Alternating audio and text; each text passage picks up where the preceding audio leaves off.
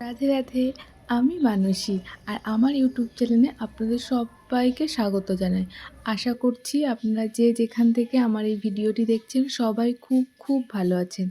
আজকে ইলিশ মাছের এই রেসিপি। ইলিশ মাছ তো আমরা অনেক রকমভাবে খেয়ে থাকি, কিন্তু এভাবে মাটির সরায় কি কখনো ইলিশ মাছ খেয়েছেন? একবার বানিয়ে দেখবেন। এর গন্ধটাও যেমন আলাদা হয়, টেস্টটাও কিন্তু একটু আলাদা হয়। প্রথমে মাছগুলোকে ভালো করে নুন হলুদ মাখিয়ে নেব। তারপরে যে মাটির সরাইতে খুব অল্প তেল দিয়েছি, খুবই কম তেল দিয়েছি।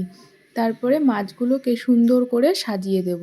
দিয়ে এখানে সর্ষে, কাঁচা লঙ্কা আর একটু নুন দিয়ে ভালো করে পেস্ট করা ছিল।